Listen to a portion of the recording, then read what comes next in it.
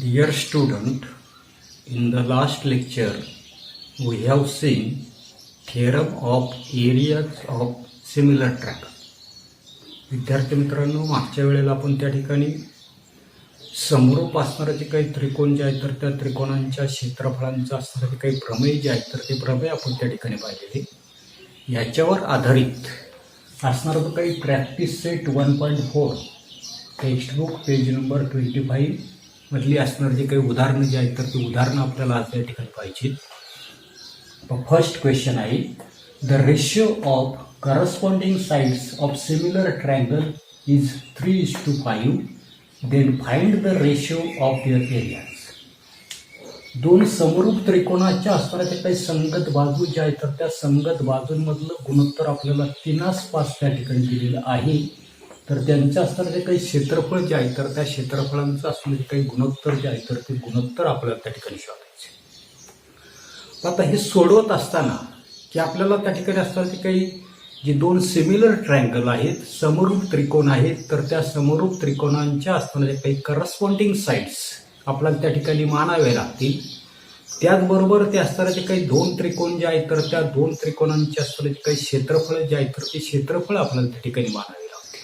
आता म्हणून या ठिकाणी सोल्युशन काय काय मानावं लागणार आहे आपल्याला याच्यामध्ये पहा की let the corresponding sides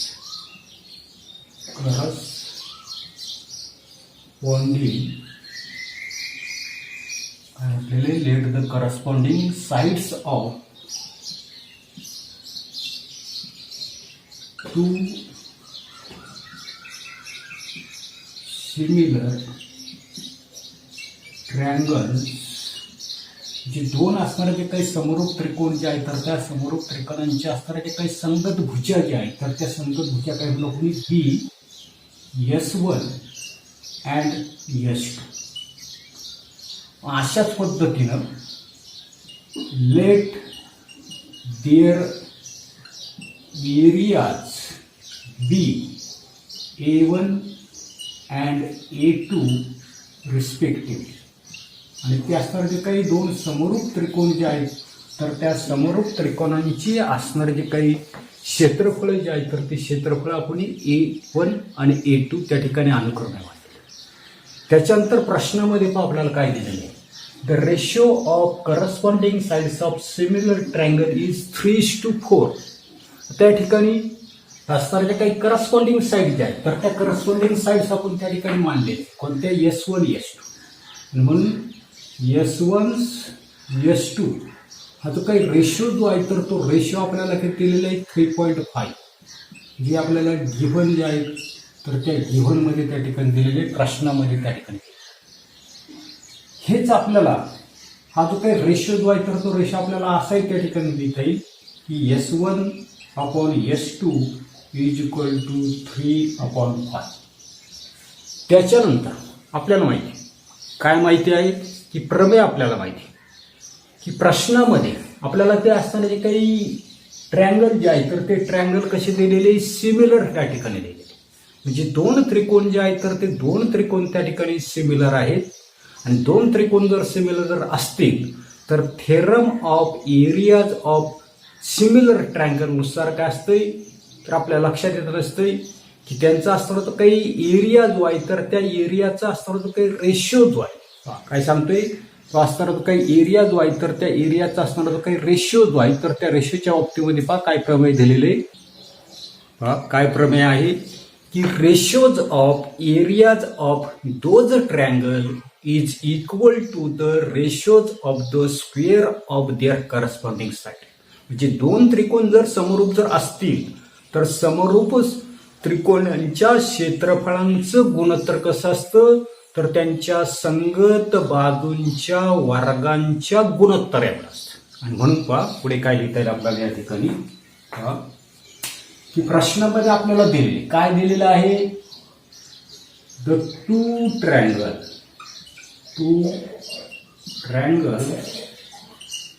R similar.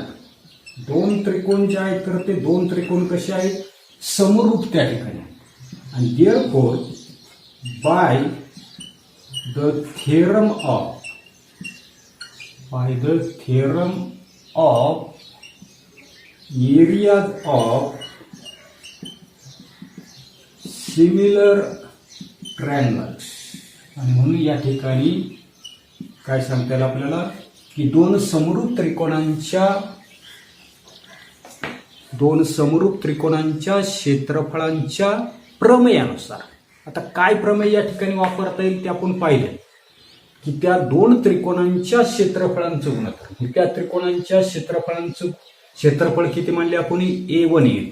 मग त्या दोघांचं असणारे काही गुणोत्तर आपल्याला लिहिता येईल पहा की A1/A2 यांच्या क्षेत्रफळांचं गुणोत्तर कसं असतं, square of their corresponding sides. काय सांगता येईल, the ratio of the square of their corresponding side, म्हणजे त्यांच्या संगत बाजूंच्या वर्गांच्या गुणोत्तर एवढा असतं.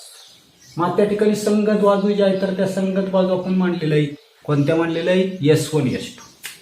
या ज्या काही संगत बाजू ज्या आहेत तर त्या संगत बाजूंच्या वर्गांच्या काय सांगितलेले गुणोत्तर एवढा असतं. अशा पद्धतीने आपल्याला त्या ठिकाणी येते. मग आता याच्यामध्ये पाहता की आपल्याला काय फाइंड आउट करायचे, find the ratio of their areas. Therefore A1/A2 is equal, त्या ठिकाणी S1 S2.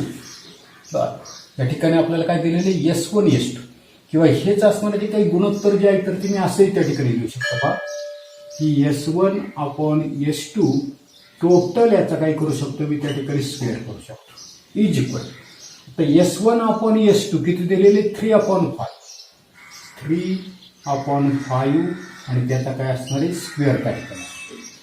पुढे आपल्याला लक्षात येतं नसते याचा स्क्वेअर जर केला तर काय आता नसते पहा 3चा स्क्वेअर त्या ठिकाणी 9 आणि 5चा स्क्वेअर किती आता नसतो 25 आणि therefore A1/A2 is equal to 9/25.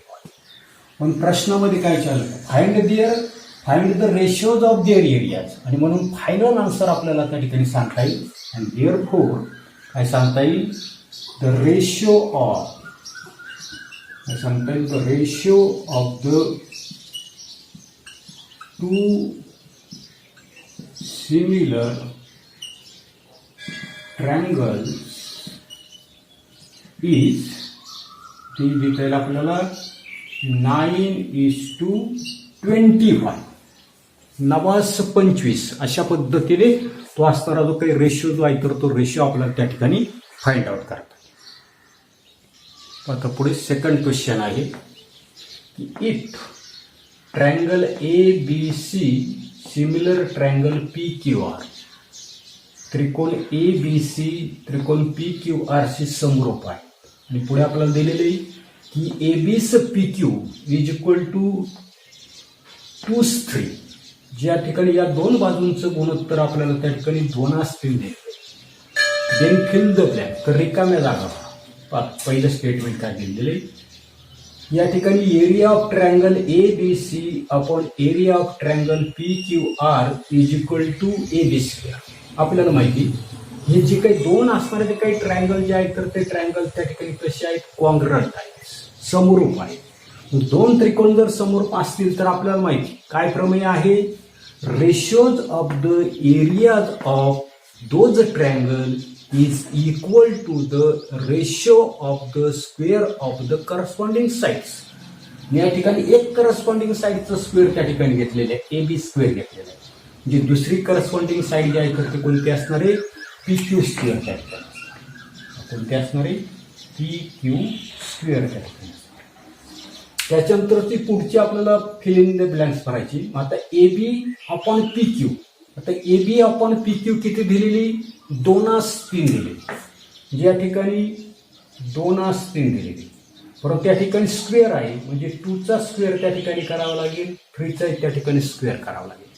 2चा square आपल्या लक्षात येताना दिसतोय की तो 4 येताना दिसतो आणि 3चा स्क्वेअर किती येताना दिसतो, 9 त्या ठिकाणी येताना दिसतो. आणि अशा पद्धतीने हे असणारे जे काही एक्झाम्पल जे आहे तर ते एक्झाम्पल त्या ठिकाणी आपल्याला सॉल्व्ह करता येईल. पुढे थर्ड एक्झाम्पल आपल्याला दिलेले की if triangle ABC congruent triangle PQR. त्रिकोण ABC, त्रिकोण PQRC समरूप त्या ठिकाणी. Area of triangle ABC is equal to 80. Area of triangle PQR is equal to 120. त्रिकोण ABCचं क्षेत्रफळ 80 दिलेलं आहे, त्रिकोण PQRचं क्षेत्रफळ आपल्याला त्या ठिकाणी 125 दिलेलं आहे. Then fill in the blanks, तर रिकाम्या जागा भरा. आता रिकाम्या जागेमध्ये काय दिलेले की area of triangle ABC upon area of triangle PQR is equal to 80 upon 125. दोघांच्या क्षेत्रफळांचं गुणोत्तर त्या ठिकाणी आणि आपल्याला असणाऱ्या ज्या काही करस्पॉन्डिंग साईड ज्या आहेत तर त्या करस्पॉन्डिंग साईड्स आपल्याला त्या ठिकाणी किती असतील हे आपल्याला त्या ठिकाणी करायचं आहे. आता याच्यामध्ये काय करावं लागेल आपल्याला की आपल्या लक्षात येतं नसतं की since triangle ABC congruent triangle PQR, therefore by the theorem of, कोणता थेरम आपण त्या ठिकाणी वापरलेला आहे, theorem of area of similar triangles, हा शॉर्टकटमध्ये म्हणतो मी सिमिलर ट्रायंगल्स. आपल्याला थेरम माहिती, काय थेरम आहे तर या ठिकाणी रेशो ऑफ एरियाज ऑफ, काय सांगितलेले की ratios of areas of those triangle, या दोन त्रिकोणांच्या क्षेत्रफळांचं गुणोत्तर, area of triangle ABC upon area of triangle PQR is equal to कसा असतो, ratio of square of their corresponding side. याच्या हा जो काही ट्रायंगल जो आहे तर त्या ट्रायंगलच्या असणाऱ्या ज्या काही करस्पॉन्डिंग साईड ज्या आहेत तर त्या करस्पॉन्डिंग साईड कोणत्या आहेत, AB आणि PQ. या दोघांचा असणारा जो काही रेशो जो आहे तर त्या रेशोचा काय असतो तर त्या ठिकाणी स्क्वेअर त्या ठिकाणी असतो. म्हणजे अशा पद्धतीने आपण त्याच्यानंतर एरिया ऑफ ट्रायंगल ABC आपण एरिया ऑफ ट्रायंगल PQR आपल्याला प्रश्नामध्ये दिलेलं आहे किंवा इथे त्या ठिकाणी तो किती दिलेलं आहे, 80 upon 125 is equal to AB square upon PQ. आता याच्यामध्ये या ठिकाणी भाग जात असेल तर पाहिजे. बघा उदाहरणार्थ 5ने भाग देऊन पाहू आपण त्या ठिकाणी. 5ने जर त्या ठिकाणी भाग जर दिला तर आपल्या लक्षात येतं नसते की 25 म्हणजे 25 5 125. इथे 5ने भाग दिला तर 5 1 5, 8मधून 5 गेले, खाली राहिले 3, झाले 30, 5 6 30. जी या ठिकाणी काय राहिले पहा 16 upon 25 is equal to AB square upon इथे PQ स्क्वेअर आणि PQ स्क्वेअर. पुढे काय करावं लागेल आपल्याला, taking square root of both sides. पुढे काय लिहिता येईल आपल्याला की taking square root of both sides. दोन्ही बाजूंची काय करू आपण वर्गमुळे जर घेतली तर 16चा असताना जे काही स्क्वेअर रूट जे आहे तर ते 4 येताना असते, 25चं स्क्वेअर रूट त्या ठिकाणी 5 येताना असते, AB स्क्वेअरचं स्क्वेअर रूट AB येताना दिसते, PQ स्क्वेअरचं स्क्वेअर रूट त्या ठिकाणी PQ असतं. म्हणून या ठिकाणी आपल्याला AB upon PQ is equal to काय येताना दिसते 4 अपॉन 5. आणि म्हणून या ठिकाणची असणारे जे काही फिल इन द ब्लँक्स जे आहे तर ही किती असणार आहे 4 आणि ही किती असणार आहे ते खाली 5 त्या ठिकाणी. म्हणजे अशा पद्धतीने हे असणारे ते काही एक्झाम्पल जे आहे तर ते एक्झाम्पल आपल्याला त्या ठिकाणी सोडवतात. पुढे 4th एक्झाम्पल आपल्याला दिलेलं आहे की triangle LEMN similar triangle PQR, त्रिकोण LMN त्रिकोण PQRC समरूप आहे. 9 into area of triangle PQR is equal to 16 into area of triangle LMR हे आपल्याला दिले. आणि काय सांगितलंय की if QR is equal to 20 then find M. QR बरोबर जर 20 असेल तर MN जो आहे तर तो MN आपल्याला त्या ठिकाणी शोधायचा. आता याच्यामध्ये की सर्वसाधारणपणे दोन त्रिकोण जे आहे तर ते दोन त्रिकोण कसे दिलेले आपल्याला त्या ठिकाणी सिमिलर दिले. आता दोन त्रिकोण जर सिमिलर जर असतील तर आपल्याला माहिती की theorem of areas of similar triangle काय असते तर आपल्या लक्षात येतं नसतं की area of ratio of area of those triangle is equal to the ratio of the square of their corresponding sides. पाहता याच्यावरून काय लिहिता येईल या ठिकाणी आपल्याला त्या ठिकाणी दिलेले काय दिलेले की triangle LMN similar triangle PQR हे आपल्याला दिलेलं आहे. बरोबर, गिव्हनमध्ये ही माहिती आपल्याला त्या ठिकाणी दिली. त्याच्यानंतर अजून काय दिलेलं आहे की 9 into area of triangle PQR is equal to 16 into area of triangle LMN. हे सुद्धा आपल्याला त्या ठिकाणी गिव्हनमध्ये त्या ठिकाणी दिले. बरोबर, किंवा याच्यावरूनच आपल्याला रेशो जो आहे तर तो रेशो त्या ठिकाणी पाहिजे. रेशो कसा पाहिजे तर या ठिकाणी आपल्याला रेशो जो आहे तर तो एरिया ऑफ ट्रँगल LMN आपण एरिया ऑफ ट्रँगल PQR पाहिजे. आणि म्हणून या ठिकाणी पहा जे 16 जे आहे तर ते 16 मी या बाजूला नेतो आणि याला या बाजूला असं जर केलं तर पहा या ठिकाणी 9 आहे. जे 9 अपॉन इथे 16 जे आहे तर ते मल्टिप्लाय आहे. इकडे आले तर त्या ठिकाणी ते डिव्हाइड होतील. Is equal to area of triangle LMN upon हा त्या ठिकाणी मल्टिप्लाय आहे. इकडे गेल्यावर डिव्हाइड होणार आहे area of triangle PQR. Okay, याला मी त्या ठिकाणी या ठिकाणी जे इक्वेशन जे आहे तर त्या इक्वेशन त्या ठिकाणी 1 त्या ठिकाणी. त्याच्यानंतर पुढे आपल्या लक्षात येतं नसते की ज्या अर्थी हे जे असणारे ते काही ट्रँगल जे आहे तर ते ट्रँगल कसे म्हटलेत आपण त्या ठिकाणी सिमिलर त्या ठिकाणी म्हटले.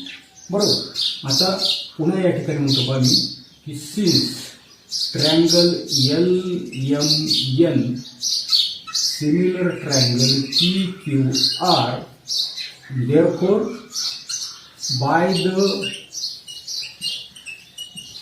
theorem of which theorem by the theorem of areas of similar triangles दोन समरूप त्रिकोणांच्या क्षेत्रफळांच्या प्रमेयानुसार काय प्रमेय त्या ठिकाणी लिहिता येईल आपल्याला याच्या बाबतीमध्ये पहा की area of triangle LMN upon area of triangle PQR is equal असते ratio of square of their corresponding side. आता करस्पॉन्डिंग साईड जी आहे तर ती करस्पॉन्डिंग साईड नेमकी आपल्याला कोणती लागते तीच आपण त्या ठिकाणी पण या ठिकाणी ही करस्पॉन्डिंग साईड्स आपल्याला त्या ठिकाणी लागणार. या ठिकाणी QR जे आहे तर त्या QR ची व्हॅल्यू दिलेली आणि म्हणून या ठिकाणी करस्पॉन्डिंग साईड जी आहे तर ती फक्त मी त्या ठिकाणी MN स्क्वेअर अपॉन QR स्क्वेअरच त्या ठिकाणी घेणार. एवढीच घेणार. काय घेणार आहे कारण प्रश्नामध्ये आपल्याला QR जे आहे तर ती QR त्या ठिकाणी दिलेली आहे आणि MN काय करायची या ठिकाणी फाइंड आउट करायची. बरोबर, आता याच्यानंतर पुढे पहा की सर्वसाधारणपणे हा जो काय असणार काही क्वेश्चन जो आहे तर त्या फ्रॉम इक्वेशन 1 मधून याला समजा मी या ठिकाणी इक्वेशन 2 म्हणतो की पहा या ठिकाणी काही काय हरकत नाही. पहा की याच्यामध्येच पुन्हा या ठिकाणी एरिया ऑफ ट्रँगल LMN आपण एरिया ऑफ ट्रँगल PQR पहा या ठिकाणी दिलेला आहे. तो किती दिलेला आहे 9/16 त्या ठिकाणी दिली आणि म्हणून याच्यामध्ये किंमत टाकू आपण या ठिकाणी पहा याची किंमत ती किती टाकायची आपल्याला 9/16. या ठिकाणी मी लिहितोय 9/16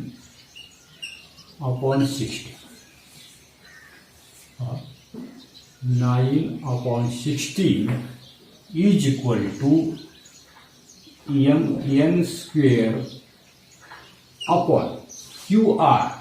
QR ची व्हॅल्यू आपल्याला दिलेली किती दिलेली 20 आणि त्याचा काय स्क्वेअर आहे.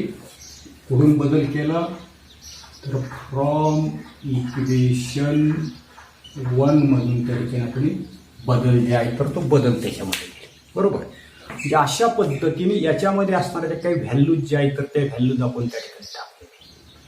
आता ह्या व्हॅल्यूज ज्या आहेत तर त्या ह्या व्हॅल्यूज या ठिकाणी 16 आहे. याची व्हॅल्यू किती आहे बरोबर त्या ठिकाणी 20 जी आहे तर ती 20 आहे. आता इथे पुढे आपण काय करू शकतो taking square root of both sides दोन्ही बाजूंची वर्गमूळ त्या ठिकाणी आपण घेऊ की टेकिंग स्क्वेअर शॉर्टकटमध्ये म्हणतोय बा, square roots of both sides याचे जर स्क्वेअर रूट जर घेतलं तर 9चं स्क्वेअर रूट 3, 16चं स्क्वेअर रूट 4, त्याचं स्क्वेअर रूट त्या ठिकाणी mn असेल. आणि मुळातच पाहता इथे त्या ठिकाणी काय होताना दिसते प्रॉब्लेम. आता थोडासा त्या ठिकाणी बदल जो आहे तर तो बदल या ठिकाणी करता येईल आपल्याला. इक्वेशन 1 आणि 2 मध्ये पहा, इक्वेशन 1 आणि 2 मध्ये या ठिकाणी आपल्याला या साईड जे आहे तर त्या साईड त्या ठिकाणी इक्वल आहे, बरोबर. किंवा हेच मी या ठिकाणी असं लिहू शकतो की पहा या ठिकाणी की ही जी काही फ्रॉम इक्वेशन 1 मध्ये बदल करतो पहा, की फ्रॉम इक्वेशन 1 काय इक्वेशन 1 लिहितो मी त्या ठिकाणी की area of triangle LMN upon area of triangle PQR is equal to 9/16. मला इक्वेशन नंबर 3 त्या ठिकाणी. मग काय केलं मी, फक्त साईड जे आहे तर त्या साईड त्या ठिकाणी चेंज केली, बरोबर. ही साईड अगोदर लिहिली ही नंतर. आता इक्वेशन 2 आणि 3 जर आपण जर पाहिलं तर लेफ्ट साईड त्या ठिकाणी इक्वल, लेफ्ट साईड इक्वल आहेत म्हणून राईट साईड त्या ठिकाणी आपण इक्वल वाटते. पहा पुढे की फ्रॉम इक्वेशन 2 and 3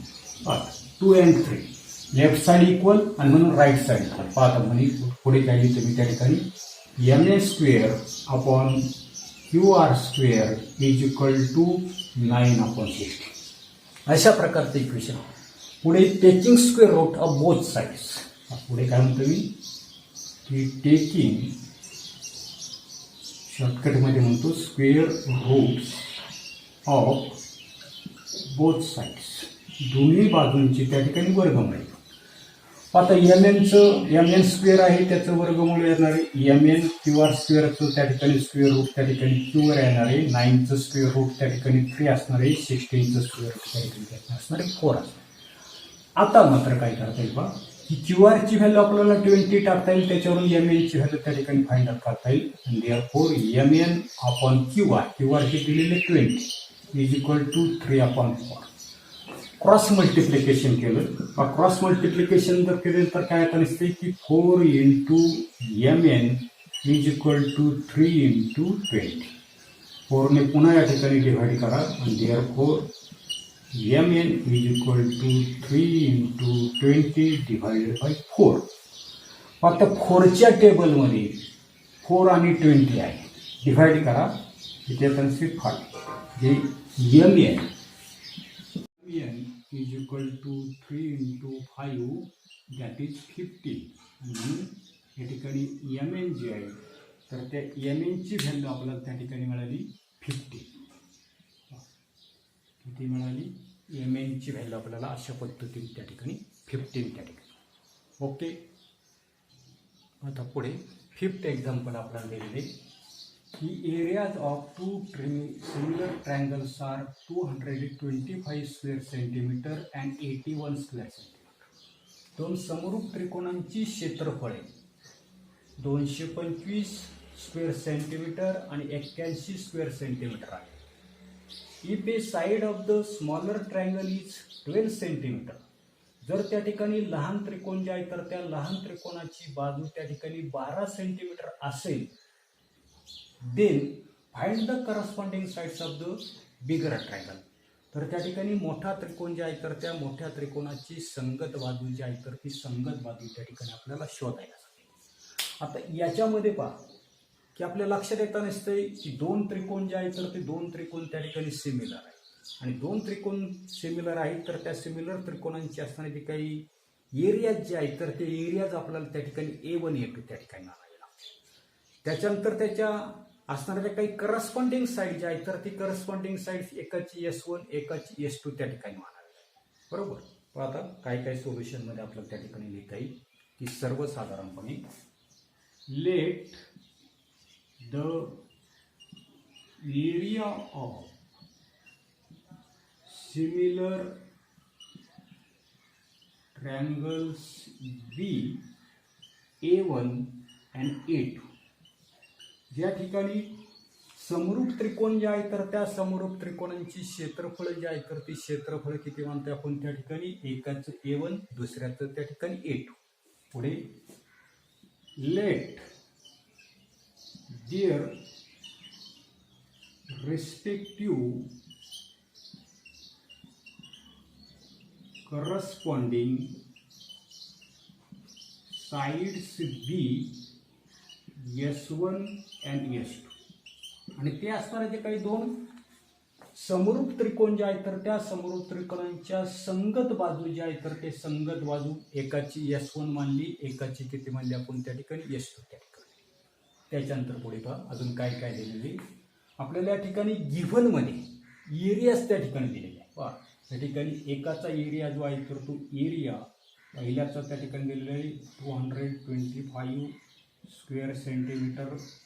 A2 जो आहे तर तो A2 किती दिलेला आपल्याला 81 स्क्वेअर सेंटीमीटर. जे काही एरिया जे आहे तर ते एरिया सुद्धा आपल्याला त्या ठिकाणी प्रश्नामध्ये त्या ठिकाणी दिलेले आहेत.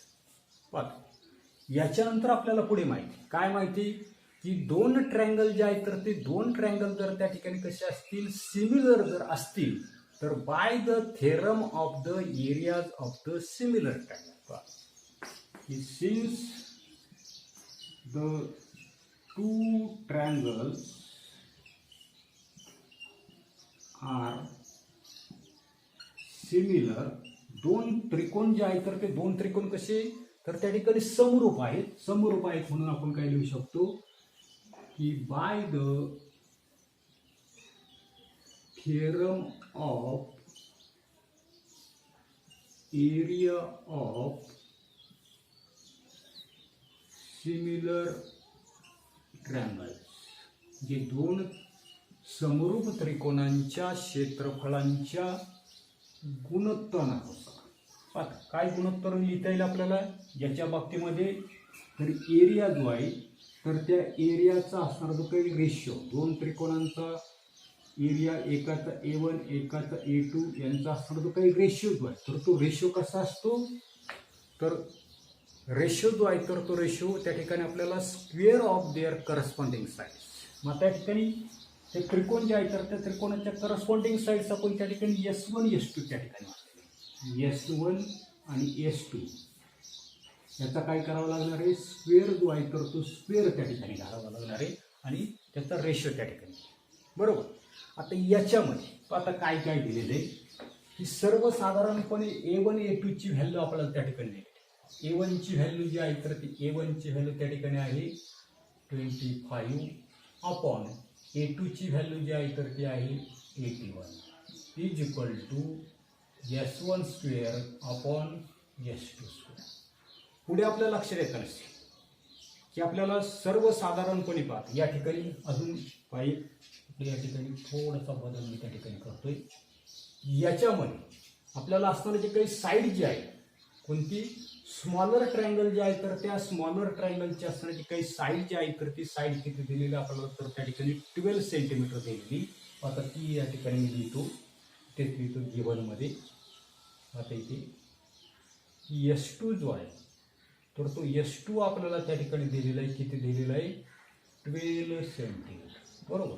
जितकी सुद्धा व्हॅल्यू काय करता येईल आपल्याला या ठिकाणी पुट डाऊन त्या ठिकाणी S1 जी आहे तर ती S1 त्या ठिकाणी काढायची. S2 ची व्हॅल्यू म्हणजे त्या ठिकाणी स्मॉलर ट्रायंगल जे आहे तर त्या स्मॉलर ट्रायंगलची असणारी काही साईड जी आहे तर ते आपल्याला त्या ठिकाणी 12 आणि त्याचा काय दिलेलं आहे स्क्वेअर त्या ठिकाणी दिलेलं.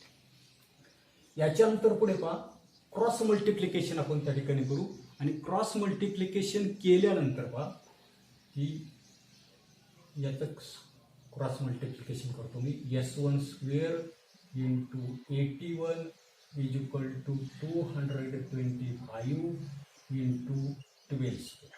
पुढे S1 square is equal to 225 into 12 square divided by 81 बरोबर. आता याच्यानंतर काय करू आपण taking square root of both sides. इथे शॉर्टकटमध्ये त्या ठिकाणी म्हणतो मी taking square roots on both the side, दोन्ही बाजूंची मी काय करतो वर्गमूळ जे आहे तर वर याचं वर्गमूळ काय आता नसतं S1 225चं असणारं जे काही स्क्वेअर रूट जे आहे तर ते 15 त्या ठिकाणी येईल. या ठिकाणी 12 स्क्वेअर आहे आणि 12 स्क्वेअरचं आपल्याला स्क्वेअर रूट म्हणजे त्या ठिकाणी ते 12 असणार आहे डिवायडेड बाय 81चं स्क्वेअर रूट जे आहे तर ते असणार आहे 9 त्या ठिकाणी असणार आहे. आता इथे त्या ठिकाणी डिव्हाइड तुम्ही त्या ठिकाणी करू शकता, पण डिव्हाइड जर केलं तर 3 त्रिक 9, 3 पाचे 15, 3 एक 3, 3 चौक 12, 5 इंटू 4, 5 इंटू 4 दॅट इज 20 आणि म्हणून S1 इज इक्वल टू किती आलं 20. आपल्याला फायनल आन्सर काय सांगितलेलं आहे की find the corresponding side of the bigger triangle आणि देअर फोर हा या ठिकाणी फायनल आन्सर आपल्याला या ठिकाणी लिहिता येईल. काय लिहिते का की करस्पॉन्डिंग